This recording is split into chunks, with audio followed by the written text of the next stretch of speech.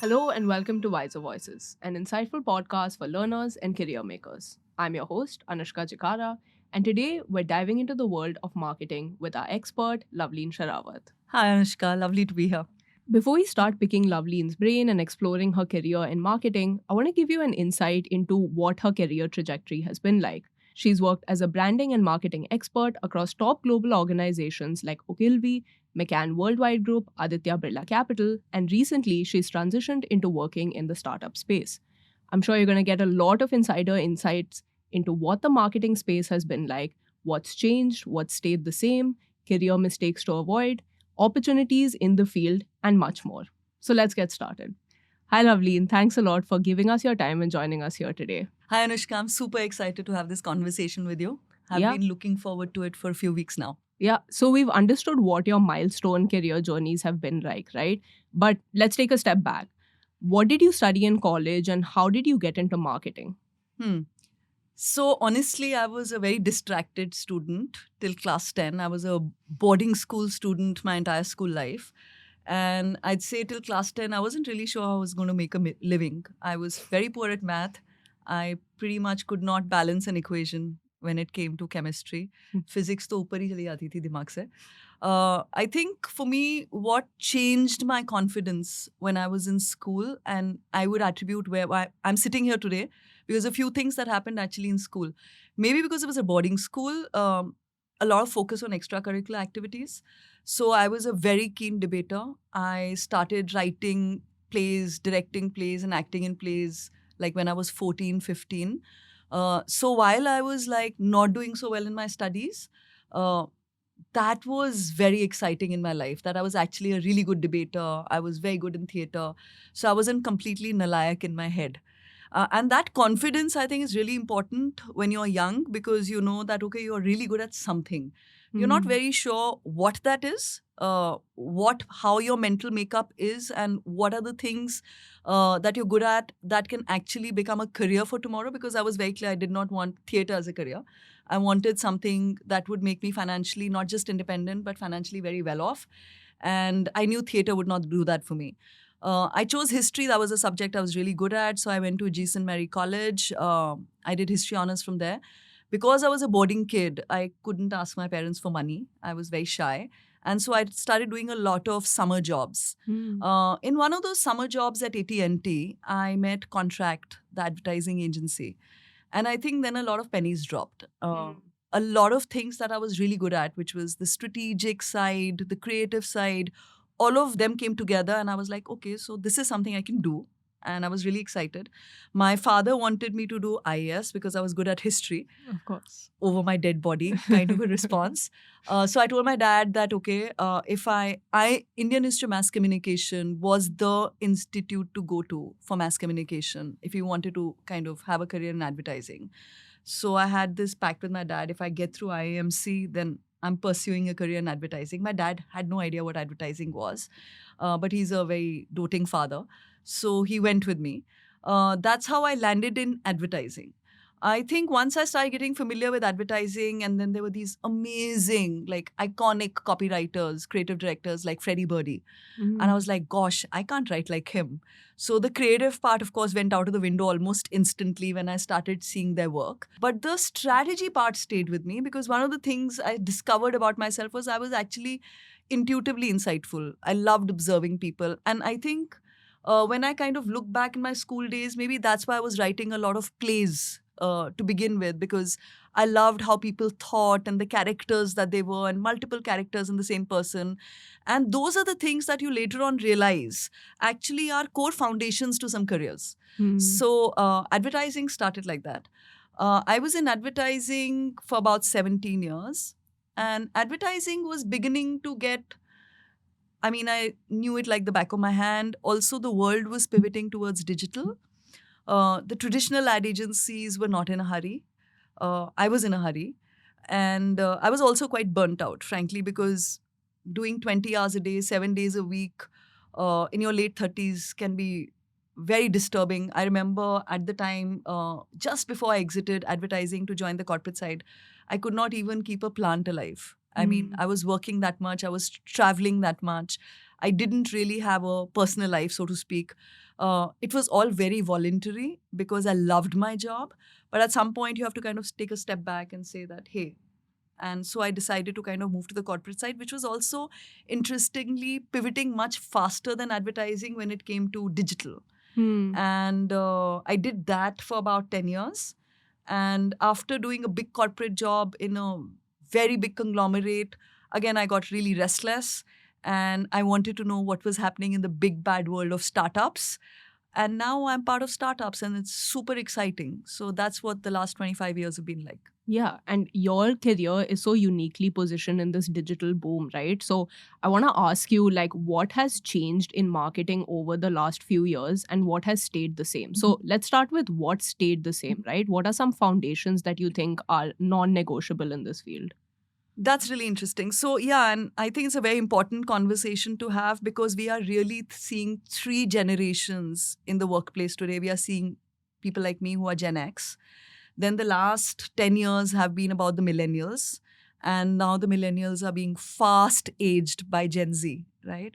So it just seems like in the last 10 years, probably the workplace has changed 10 times. But there are some fundamentals that remain. If you want to be a successful marketing professional, the most important thing is to know your consumer, right? Know the target audience. Or in fact, I wouldn't even use the word consumer. You need to know people, right? What makes them tick, have very deep insights into people at a cultural level, at a human level, at a category level. So once you understand people, what kind of culture they come from, at a human level, things that don't change, even if you go from one culture to the other, like a lot of multinationals are building brands across countries, but they have this very human insight into people. And therefore, they can go across 10 countries with the same proposition, right? And then to really understand that space in the category that appeals to that insight, that cultural insight and that human insight. So really to always know people. And through the lens of your category, know them as customers. I think fundamentally that should not change. Okay. The second thing I think from there is once you know people, once you know the culture they are from, you construct the brands, right? You're making the brands not for your organization, but for the people. And therefore, brands that are customer-centric or people-centric, I think that's fundamentally always going to remain. The third thing from there is really the 4 Ps, right? So once you know the people, you know the product, the pricing, the placement, and the promotion.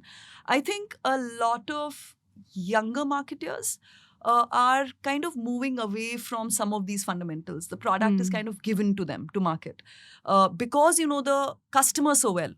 It's not just your duty. You are actually really good at knowing how the product should be made for that customer, their lifestyle, the insights you have on them, the pricing. I would really encourage the younger marketers today to take keener interest in product, pricing, placement, and then promotion.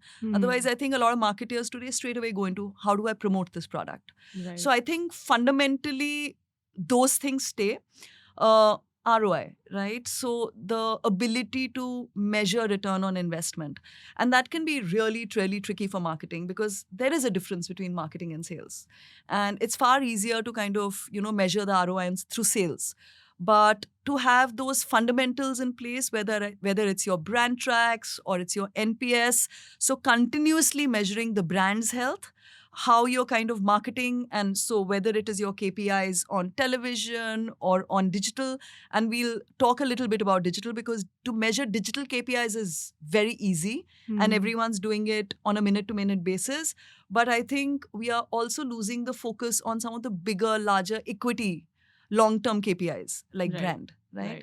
So I think these are fundamentals. These have not changed or should not change, even for a marketer, whether you're a Gen Z or a millennial. Right. So 3 things, right? One is ROI, one is the 4 Ps, and the third is understanding people. A bit of a tangential question since you mentioned it, right?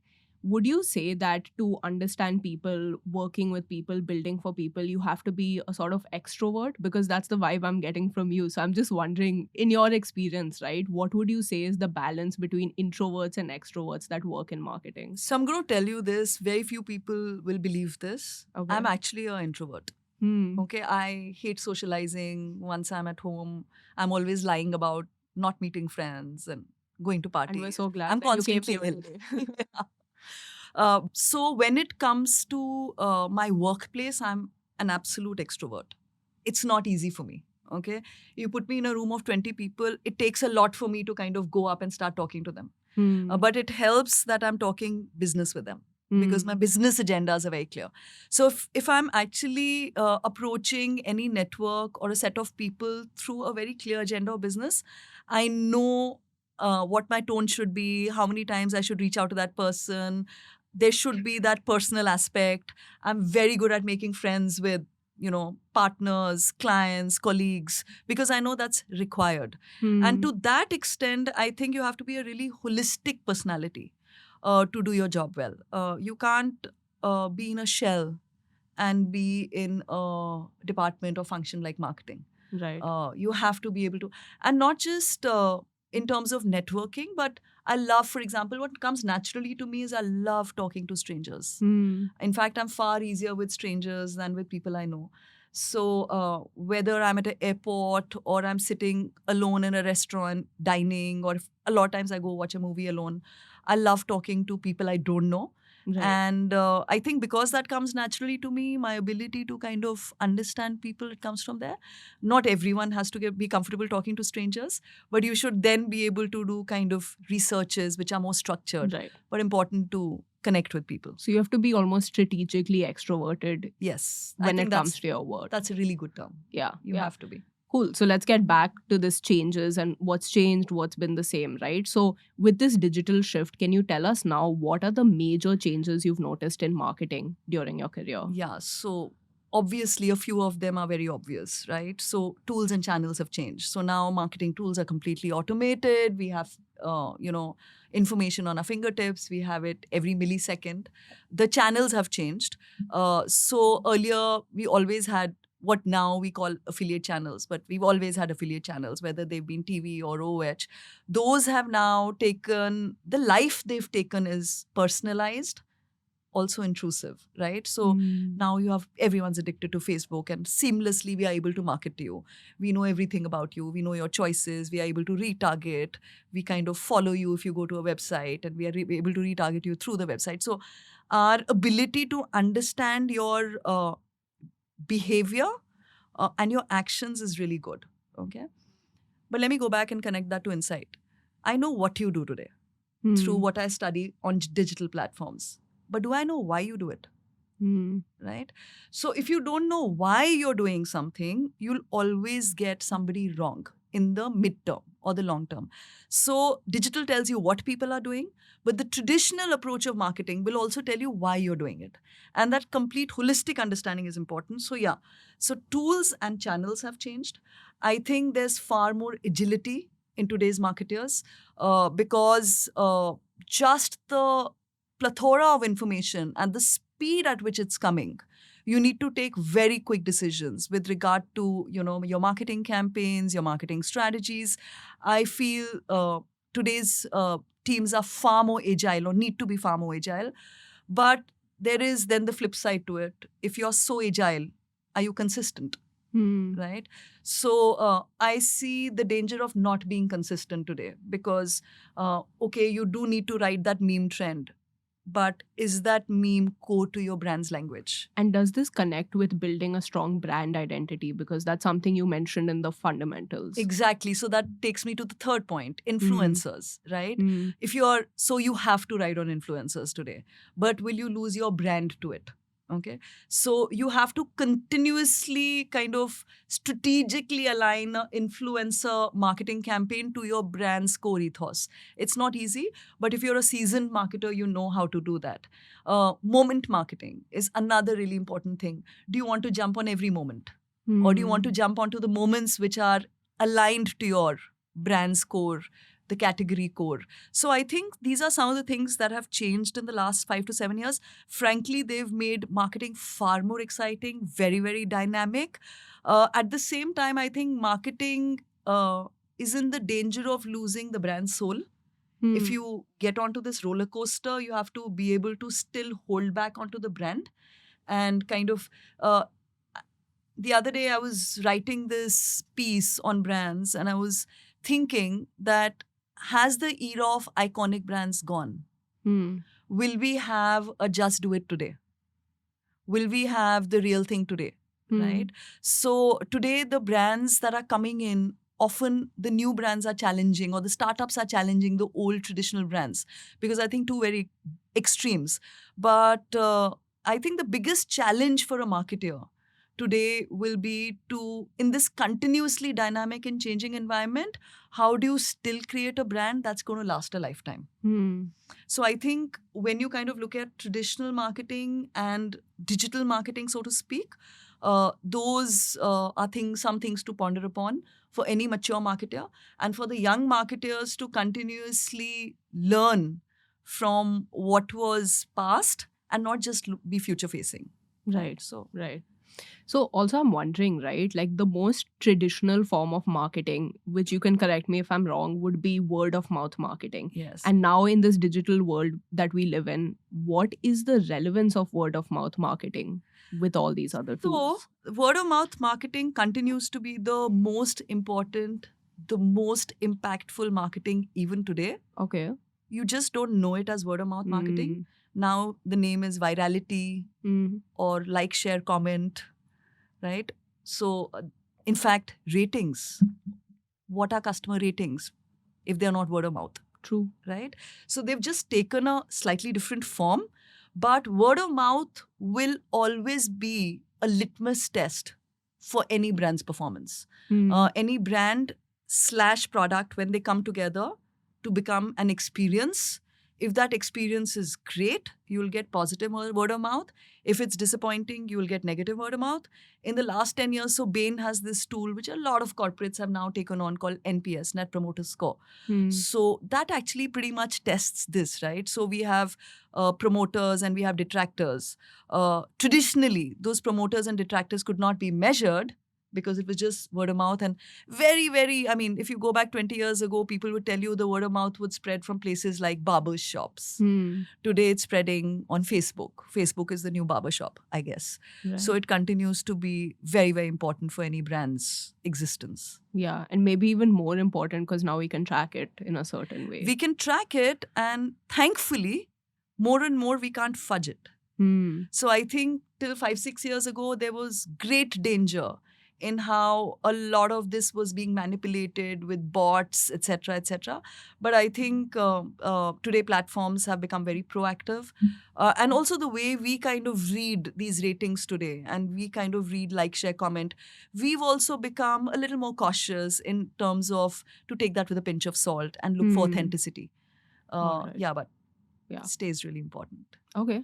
Now let's take a turn on the more human side, right? What is the work culture like as a marketeer? Maybe you can tell us on a high level and also on a day-to-day basis. Actually, work culture is very contextual. Okay, whether as a marketer in any function. So to begin with, even though you're a marketer, it's a marketing team, you're not really sitting in a silo. So work culture is defined by the larger organization. I've been in 3 very different kind of work cultures. When I was in advertising, it was very, very different to my next job, which was a huge Indian conglomerate. And now I'm with startups. So the 3 work cultures are so very different. But within advertising, for example, 2 agencies were so different. Right? And the work culture gets defined by, I think, not just people at the top. Often, a lot of people say that, it's the values you write on the wall, etc. I feel the work culture gets defined by your youngest people in the organization, the energy they bring in, right? And the freedom that an organization kind of allows them in terms of their dress code, in terms of the engagement with each other, how much flexibility they have with regard to work-life balance. So all those things are really important in defining a work culture. However, marketing has always been the Helen in the room. I mean, it's always, in any corporate, it's the most exciting team, right? They bring in the maximum amount of razzmatazz. So, and that is a burden we carry on our shoulders. So if a marketing team is boring, right, it does impact the work culture. Right. So I think any organization looks towards a marketing team to keep them forward-looking, to bring that excitement in an organization, to get the customer's voice in, to be customer empathetic, to be customer-centric. And that's it's really marketing's job in a sense to impact the culture. Right, right. So in this mix of, marketing fundamentals and also work culture, I'm wondering what are some common career mistakes that you see people falter in, right? Hmm. So, two, broadly. The first is, I think, and I'm so happy it's happening lesser with the youngest generation, although they, I think, also more sensitive. But I think the younger generations become far more sensitive to burnouts. Uh, Gen X, that's my generation. We actually pivoted from public sector, government economy to a private sector economy, the multinational economy in the 90s. So we really were doing 18, 20, 22 hours a day. I am not trying to support Narayan Murthy, but I'm just saying, yeah, that was the generation that was doing 78, 80 hours a week. And there was nobody to kind of guide us and tell us what a burnout looked like, felt like, right? We didn't even know the word burnout. Yeah. It's a new word for us, okay? So I think a lot of us after 15, 16, 17 years of our careers realized that either we had kind of fallen out of the corporate world or within the corporate world, we had become very unidimensional. And I would really urge the younger lot, and why just the younger lot, even my generation, to recognize the symptoms of burnout, depression, anxiety. These are symptoms of burnout. When you feel a burnout or when you see a onset of a burnout, take that sabbatical, take that holiday. There is nothing wrong with telling your boss, I'm unwell, if you just don't feel like getting out of bed, right? Or if you just want to go watch a movie, bunk office every once in a while. It's actually not just healthy for you, it's also healthy for the organization, because the organization is going to have a better you tomorrow, more rejuvenated you when you come into the office. I personally never say no to my teams when they apply for a leave. I don't even ask them where they're going, right? I think that's very important, because a healthier you means healthier outcomes and a healthier organization and a customer who's better treated, right? You don't want a cranky person dealing with a customer on a call. It's not good for anybody. So I think watch out for burnouts. That's number one. Number two, I would say, and really right on top with burnouts, is upskill yourself. And I would say that much more to older people, more seasoned people, mature people like me, because the world is changing just so fast that it's not fair that you have younger people reporting into you who know more than you, right? After all, you are there to guide them.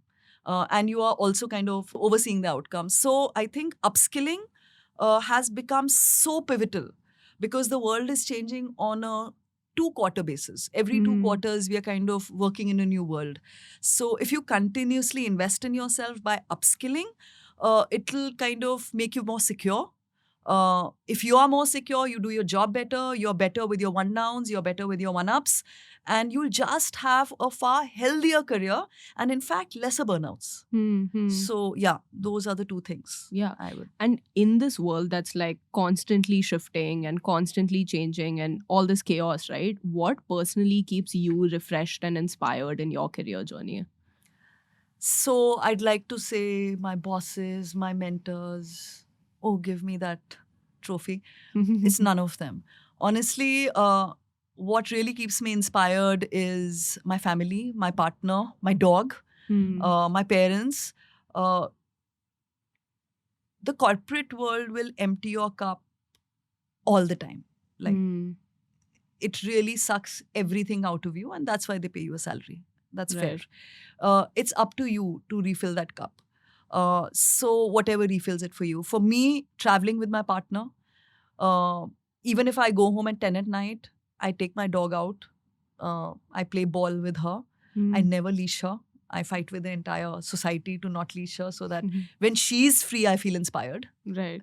So that's very, very inspiring for me. To see my parents have a happy retirement where they're traveling a lot, spending a lot of good time together, really inspires me, because I know what I'm working towards, that kind of a future. Yeah. So my future inspires me. When I kind of think of what I want to do 5 years from now, 10 years from now, I want to come back to office with that much more passion because I'm working towards my future. I'm working for my future. So those are the things that inspire me. Yeah. So, I mean, from marketing principles to changes to career advice to avoiding burnout to life beyond your career, right? It's been such a great conversation to, just get an insight into not only you as a marketing expert, but as somebody who has really just stood the test of time in their career. So yeah, just to kind of wrap up the episode now, I wanted to go through this lightning round of questions where we can get just a little bit more out of you while we have your time, right? Sure. So my first question is, if you could travel back in time to when you were just starting your career, what is one piece of advice you'd give your younger self? Don't be so cocky. Oh, okay. I was a really cocky person. Right. I was quite Miss Know-it-all because I was just working 18, 20 hours a day. I would spend a lot of time getting to know my business thoroughly and my client's business and everything, right? The category. And that made me very, very cocky. It also kind of, made me brave because I had this screw you attitude.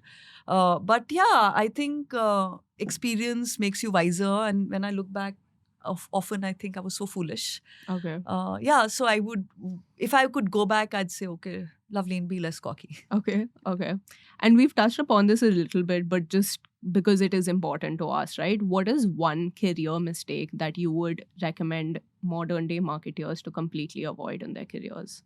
I'd say if you're feeling stuck, don't keep going. Take that pause. Understand why you're feeling stuck. So because we have this traditional education that kind of puts us in arts, commerce, and science, and unfortunately, we kind of pick up our career based on how well we did in school and college. And 5 years down the line, 7 years down the line, 8 years down the line, we feel so uninspired. We feel stuck. I've had people in accounting come and tell me that, hey, I want to be in marketing. I've had people in marketing say, I wish I had chosen HR. So what's stopping you? Yeah. Right? So if you're feeling stuck, don't keep going on, right? Take that pause, take a sabbatical, figure out what you really want to do. It's never too late. At 48, I decided to leave a corporate and come on to a startup side. I mean, I joined a startup. I gave up my corner, glass, huge cabin to sit on the floor in a small desk with everyone else. And I'm just completely loving it. Yep. So I think you feel stuck. It's in your hands to change it. Awesome. Yeah. And the last question is, what is one book, video, or piece of media that you would highly recommend to whoever's watching this podcast? So I made this transition a year ago from the corporate world to the startup world. So I read a lot of startup books. I was feeling so out of place the first 2 months. And one of the books that I would recommend to everyone, this side or that side, whether you're in the startup world or you're in the corporate world, or even if you're kind of a learner today, looking to build your career, is The Innovator's Dilemma. Why I love that book so much is because it really talks about this one fundamental thing, that if you're so successful at doing that one thing, how hesitant you are to change, because you're like, okay, if I change, am I going to lose my place of number one simply because I'm going to change? If you won't change, you will certainly lose that number one. Right? So it doesn't matter if you're big or you're small, you have to continuously change and take that risk. Right? You are never too big to fail. Yeah. Okay, you're never too big to fail in today's world. So I love that book. If I can give you a second name as well. The Rise of Techno-Socialism. I think everyone should read it because, we are in this amazing world where technology, and especially now in the last 24 months, the way AI is changing our world, the impact it has on society. And don't forget, you are the I in society. The impact it's going to have on you as you kind of raise a family, as you kind of plan your retirement. Technology, AI is going to have a huge impact on you. So if you are the kind of person that I am, if you plan your future well in advance, you should read that book. Okay, awesome. It's great to just have your time here, have all your recommendations, understand your career trajectory, and just of course, all the marketing insights as well. So I just want to thank you again for taking out the time to, share all of this with us. It was an absolute pleasure. Thank you so much. What a wonderful host you've been. Thanks. Thank you. And thank you for watching this episode of Wiser Voices. We'll catch you in the next episode so you can grow wiser every day. This podcast is a production of Wiser. I'm your host, Anushka Chikara. Achyutanand Dwivedi is the head of audio and video production, and our executive producer is Loveleen Sahrawat. For more information on how you can grow your career with Wiser, visit wiser.in. The link is in the show notes. Wiser.